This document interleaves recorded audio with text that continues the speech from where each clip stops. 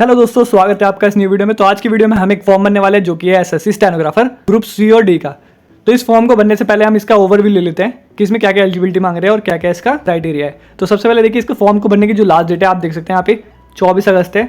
आपको इससे पहले फिलअप कर देना, अदरवाइज सर्वर लो हो जाएगा जिससे कि आप इस फॉर्म को फिलअप नहीं कर पाओगे। बात करते हैं इसकी फीस स्ट्रक्चर के लिए, तो देखिए इस प्रकार से बता रखा है।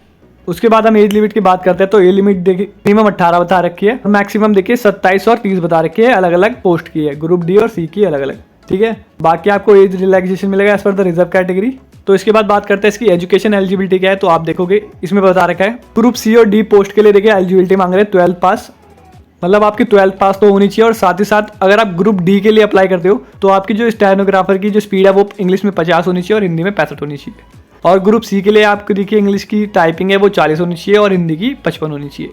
तो चलिए इस फॉर्म को फिलअप करते हैं कि एक चीज़ आपके लिए बहुत ज़्यादा इंपॉर्टेंट होने वाली है, तो वीडियो में एंड तक बने रहना। तो देखिए यहाँ पे देखिए अप्लाई ऑनलाइन वाले ऑप्शन पे क्लिक करना है। ये देखिए आप इस पर भी क्लिक करोगे तो आप एसएससी की ऑफिशियल वेबसाइट पे आ जाओगे। तो क्लिक करने के बाद आप एसएससी की ऑफिशियल वेबसाइट पे आ जाओगे, जिसका लिंक मैं आपको डिस्क्रिप्शन में दे दूंगा। वेबसाइट पे आने के बाद आपको लॉगिन और रजिस्ट्रेशन वाले ऑप्शन पे क्लिक करना है। क्लिक करने के बाद आपके सामने ऐसी विंडो आती है जहाँ पे आपको रजिस्ट्रेशन नंबर और पासवर्ड डाल के लॉगिन करना पड़ता है। अगर आपका रजिस्ट्रेशन नंबर नहीं है, अगर आप पहली बार इस वेबसाइट पे विजिट करते हो तो आपको सबसे पहले रजिस्ट्रेशन करना पड़ता है, जिसके लिए मैंने ऑलरेडी वीडियो बना रखी है, जिसका लिंक मैं आपको डिस्क्रिप्शन में दे दूंगा। आप उसे जाके देखना पहले, उसके बाद आपको फिर रजिस्ट्रेशन नंबर और पासवर्ड आपका मिल जाएगा। इसे लॉगिन करके आप वेबसाइट में एंटर करना और आगे का फॉर्म फिलअप करना। तो देखिए मैंने रजिस्ट्रेशन नंबर और पासवर्ड डाल दिया और साथ ही साथ मैंने कैप्चा डाल दिया। अब लॉगिन वाले ऑप्शन पे क्लिक करता हूँ। तो इसके बाद आप डैशबोर्ड पे एंटर कर जाते हो, जहाँ पे आपकी पर्सनल डिटेल शो कर जाती है जो आपने रजिस्ट्रेशन करते वक्त फिलअप करी थी। आपको नीचे आ जाना है। जैसे आप नीचे आओगे तो आपको शो हो जाएगा स्टेनोग्राफर ग्रेड सी डी का एग्जामिनेशन। तो इसको हम अप्लाई करते हैं। तो इसको अप्लाई करने के लिए देखिए अप्लाई ऑनलाइन वाले ऑप्शन पे क्लिक करते हैं। उसके बाद आपके सामने इंस्ट्रक्शन का पेज ओपन हो जाता है। आपको नीचे आ जाना है। नीचे आ जाने के बाद आपको यहाँ पे फिल फॉर्म वाले ऑप्शन पे क्लिक करना है। फिर उसके बाद आपके सामने ऐसा डैशबोर्ड आ जाता है जहाँ पे देखिए लेफ्ट साइड में दिखाता है कि ये इन्फॉर्मेशन आपको फिलअप करनी है और राइट साइड में वो इन्फॉर्मेशन आपको दिख जाएगी।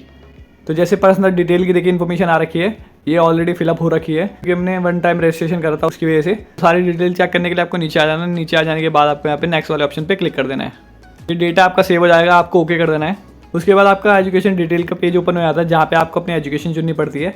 तो सबसे पहले आता है आपकी हाईएस्ट एजुकेशन क्वालिफिकेशन क्या है। जैसे मैं चूज़ कर लेता हूँ यहाँ पे ग्रेजुएशन, ठीक है। उसके बाद आता है कि स्टेनोग्राफर फॉर्म के लिए जो क्वालिफिकेशन है वो आपको यहाँ पे चूज़ करनी है। तो वो क्या मांग रहे हैं आपको वो चूज़ कर लेना है। 12th स्टैंडर्ड या 12th स्टैंडर्ड के जो समान आपकी डिग्री होगी वो आप चूज़ कर लेना। तो हम 12th स्टैंडर्ड चूज़ कर लेते हैं कि 12th का सर्टिफिकेट है हमारे पास। उसके बाद आपको ये देखिए इसका स्टेटस चूज़ कर लेना है। स्टेटस आपका क्या होना चाहिए, पास होना चाहिए।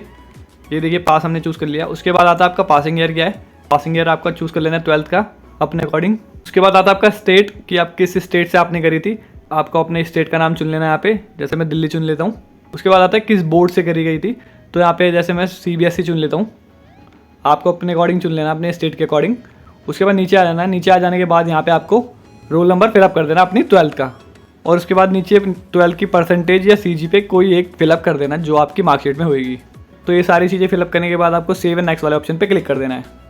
तो देखिए ये वाला डेटा भी हमारा सेव हो चुका है, हम इसको ओके कर देते हैं। इसके बाद आती है आपकी एडिशनल इन्फॉर्मेशन जो कि पहली होती है आपकी कि क्या आप एक्स सर्विसमैन हैं। अगर है तो यस कर दो, अदरवाइज आपको नो कर दो। फिर आती है दूसरी, क्या आपको एज रिलैक्सेशन चाहिए, तो आपको नो कर देना है अपने अकॉर्डिंग। उसके बाद आता है 23वें का भी आपको नो कर देना है। उसके बाद आपको सेव एंड नेक्स्ट वाले ऑप्शन पे क्लिक कर देना है। तो ये वाला भाई डेटा आपका सेव हो चुका है। इसके बाद एडिशनल इन्फॉर्मेशन की सेकेंडरी स्टेज आ जाती है जहाँ पे आपको अपना प्रेफरेंस चुनना है, एग्जाम सेंटर प्रेफरेंस। तो आपको जो आपके सबसे पास लगेगा आपको वो चुनना है। जैसे मैं चुन लेता हूँ यहाँ पे दिल्ली का, दिल्ली। उसके बाद मैं दूसरा चुन लेता हूँ कोई जो मेरे को लगे कि यहाँ पास है, ये चुन लेता हूँ। उसके बाद मैं चुन लेता हूँ तीसरा प्रेफरेंस जो कि उससे पास है। तो ये तीनों मैंने चुन लिए प्रेफरेंस, आपको अपने अकॉर्डिंग चुन लेना है। उसके बाद 25वां छोड़ देना आपको, ये फिलअप नहीं कर पाओगे। 25वें का दूसरा भी फिलअप नहीं कर पाओगे। 25वें का तीसरा है आपका जो फिजिकल लिमिटेशन का है, अगर है आपको तो यस कर दो, अदरवाइज आपको नो कर देना है। ये स्क्राइब के लिए होता है। इसके बाद देखिए 25वें का चौथा आप फिलअप नहीं कर पाओगे।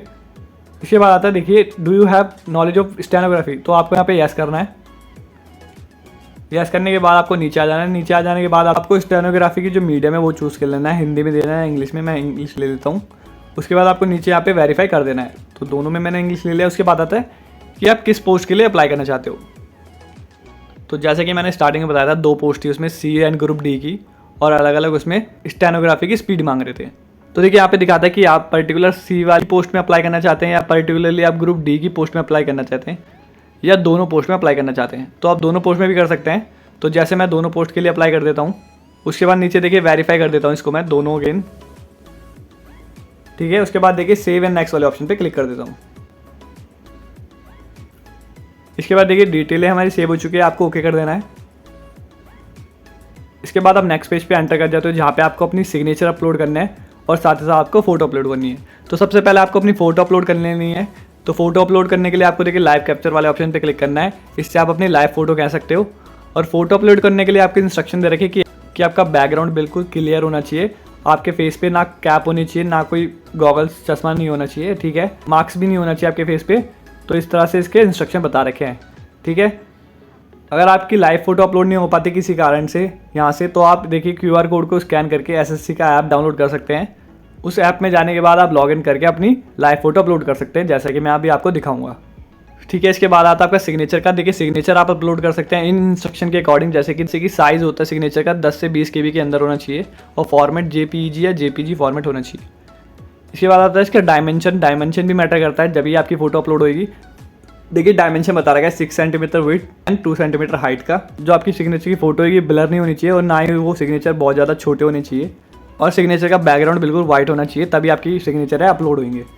अगर आपको सिग्नेचर अपलोड करने में इशू आता है कुछ, तो मैं आई बटन में यहाँ पे लिंक दे दूंगा कि सिग्नेचर को कैसे अच्छी तरीके से अपलोड किया जाएगा। उसके लिए मैंने ऑलरेडी वीडियो बना रखी है, ठीक है। उसका लिंक भी मैं डिस्क्रिप्शन में दे दूंगा, ठीक है। तो दोनों चीज़ें अपलोड करते हैं। तो सबसे पहले फ़ोटो अपलोड करते हैं, इसको स्कैन करके SSC का ऐप डाउनलोड कर लेते हैं।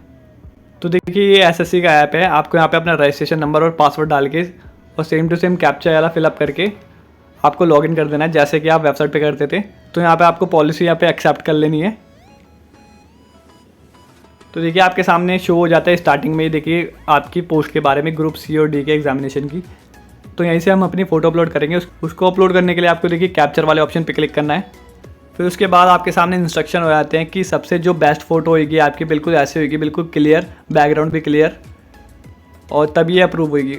उसके बाद आपको ये देखिए कैमरे वाले ऑप्शन पे क्लिक करना है, इससे आपका कैमरा ओपन हो जाएगा और आपको बिल्कुल फ़ोटो खींच लेनी है अपनी। तो देखिए गाइडलाइंस भी बताते हैं, इसको पढ़ लेना एक बार बिल्कुल, और आपको यहाँ पे एक्सेप्ट कर लेना है इसको। तो देखिए यहाँ पे दिखा देता है कि फ़ोटो सक्सेसफुली अपलोड हो चुकी है। तो आपको यहाँ पे अपलोड वाले ऑप्शन पे क्लिक कर देना है। इसके बाद देखिए बताता है कि आपको अपनी वेबसाइट पे वापस आ जाना है। तो देखिए फ़ोटो अपलोड हो चुकी है, तो चलिए सिग्नेचर अपलोड करते हैं अब। तो अपलोड वाले ऑप्शन पे क्लिक करते हैं। इसके बाद हम यहाँ पे फाइनली सेव एंड नेक्स्ट वाले ऑप्शन पे क्लिक कर देते हैं। देखिए डेटा है सक्सेसफुली सेव हो चुका है, ओके कर देना है। तो देखिए इसके बाद आया था आपका प्रीव्यू फॉर्म, मतलब आपकी जितनी भी डिटेल आपने फिलअप करी है उसकी डिटेल आती है कि क्या कुछ गलत तो नहीं है यहाँ पे। अगर कुछ गलत होएगा तो आप यहाँ पे देखिए एक ऑप्शन आएगा एडिट का, आप एडिट करके उन चीज़ों को ठीक कर सकते हैं। उसके बाद अगर सारी चीज़ें ठीक है, क्रॉस चेक कर ली सारी, तो आपको नीचे आ जाना है। नीचे आ जाने के बाद देखिए आपको सेव एंड नेक्स्ट वाले ऑप्शन पे क्लिक कर देना है। उसके बाद आप डिक्लेरेशन वाले पेज पे आ जाते हैं, जहाँ पे देखिए आपको चेक बॉक्स पे क्लिक करना है, आई एग्री। उसके बाद आपको सेम टू सेम ये वाला कैप्चर नीचे फिलअप कर देना है। उसके बाद देखिए फाइनली आपको सबमिट वाले ऑप्शन पे क्लिक कर देना है। तो देखिए आपका जो फॉर्म है वो सक्सेसफुली रिसीव हो चुका है। अगर आप रिजर्व कैटेगरी से, तो आपके यहाँ तक जो प्रोसेस है वो पूरा हो जाता है और आप यहाँ से अपना प्रिंट आउट निकाल सकते हैं अपने फॉर्म का। अगर आप अनरिजर्व कैटेगरी से, तो आपको यहाँ पे पेमेंट करनी पड़ेगी। उसके लिए आपको पेमेंट वाले ऑप्शन पे जाना है। तो देखिए आपको ऑप्शन आता है यहाँ पे पे का, इतने अमाउंट आपको पे करने हैं। पे वाले ऑप्शन पे क्लिक करते हैं। तो जैसे ही आप पे वाले ऑप्शन पे क्लिक करते हो, तो आप रीडायरेक्ट कर जाते हो एक न्यू वेबसाइट पे पेमेंट के लिए, जो कि होती है SBI की। तो यहीं से जो एस्पिरेंट है उनको पेमेंट करने में प्रॉब्लम होती है।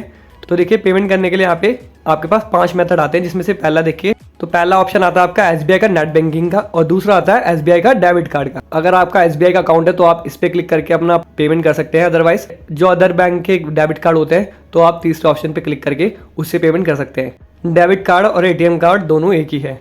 तो यहाँ पे मैं आपको सजेस्ट करूंगा कि आप साइबर कैफे जाके वहाँ पे आके पेमेंट करवा दीजिए, जो कि बेस्ट ऑप्शन है आपके लिए। अदरवाइज आपका इंटरनेट बहुत ज़्यादा फास्ट है, तो आप UPI से पेमेंट कर सकते हैं, ठीक है। तो देखिए चौथे ऑप्शन से मैं भी पेमेंट नहीं करता, तो चौथा ऑप्शन आपको यूज़ ही नहीं करना। फिर आपके पास देखिए एक और लास्ट में ऑप्शन आता है UPI का, जैसे मैं UPI वाला ऑप्शन चुन लेता हूँ। इसके बाद देखिए आपके सामने टाइमिंग ओपन हो जाती है 5 मिनट, और नीचे जाके आप देख सकते हैं यहाँ पे UPI ID से पेमेंट कर सकते हैं या आप QR कोड से पेमेंट कर सकते हैं। तो UPI ID आप नीचे डाल सकते हैं अपनी और कंफर्म करके पेमेंट कर सकते हैं। तो यहाँ पे मैं QR कोड से पेमेंट करता हूँ, तो मैं QR कोड वाले ऑप्शन पे क्लिक करता हूँ।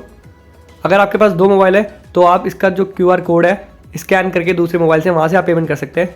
अगर आप उसी मोबाइल से पेमेंट करना चाहते हैं सेम, तो ये देखिए ऊपर देखिए 2 मिनट का टाइम आ जाता है यहाँ पे, और नीचे आप देखोगे कि आपको QR कोड शो हो जाता है। तो आप इसका स्क्रीनशॉट ले सकते हैं।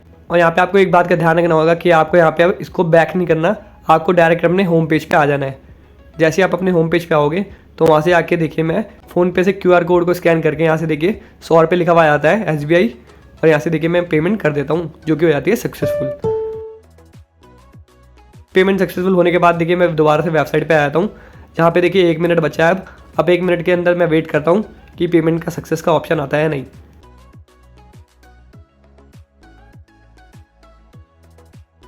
तो ये देखिए आपके सामने जो ट्रांजैक्शन है पेमेंट की वो सक्सेस हो चुकी है, और मैं आपको यहाँ पे ओके कर देता हूँ फिर। तो देखिए आपके सामने स्टेटस दिखा देता है सक्सेस का, और आप नीचे जाके देखिए एक ऑप्शन आ रहा होगा क्लिक हेयर। जैसे ही आप क्लिक हेयर पे क्लिक करेंगे तो आपके सामने इसका प्रिंट आउट भी आ जाता है, आपको थोड़ा वेट करना पड़ेगा बस। तो ये देखिए प्रोसेस हो रहा है, इसको आपको बिल्कुल बैक नहीं करना ना क्लोज करना है। और ये देखिए ऑटोमेटिकली आपके सामने आपकी रिसीट है जनरेट हो जाती है, और ये स्टेटस इसका सक्सेस दिखा देता है। आप इसका स्क्रीनशॉट भी ले सकते हैं या इसका प्रिंट आउट निकाल सकते हैं, बट ये जस्ट आपकी पेमेंट का प्रिंट आउट होएगा। बट आपको अपना फॉर्म का प्रिंट आउट देखना है, उसके लिए आपको डैशबोर्ड पे आ जाना है। डैशबोर्ड पे आ जाने के बाद आपको देखिए अगेन माई एप्लीकेशन वाले ऑप्शन पे क्लिक करना है, और आप देखोगे आपका जो फॉर्म का स्टेटस है यहाँ पे देखिए शो कर जाता है एप्लीकेशन स्टेटस, और साथ ही साथ उसके बगल में देखिए प्रिंट का ऑप्शन आ रहा है। वहाँ से आप प्रिंट पे क्लिक करके अपना जो फॉर्म है वो डाउनलोड कर सकते हैं, और नीचे जाके इस फॉर्म के देख सकते हैं कि आपकी ट्रांजेक्शन हुई है नहीं, आपको शो कर जाता है। तो इस तरह से आप अपने फॉर्म को नीचे जाके प्रिंट आउट कर सकते हैं। तो ये था इसका पूरा प्रोसेस। अगर आपको वीडियो इन्फॉर्मेटिव लगेगी तो प्लीज़ इस वीडियो को लाइक कर देना, और जाते आते प्लीज़ मेरे चैनल को सब्सक्राइब कर देना। तो मिलते हैं एक न्यू वीडियो में एक न्यू इन्फॉर्मेशन के साथ। तब तक के लिए बाय बाय, टेक केयर।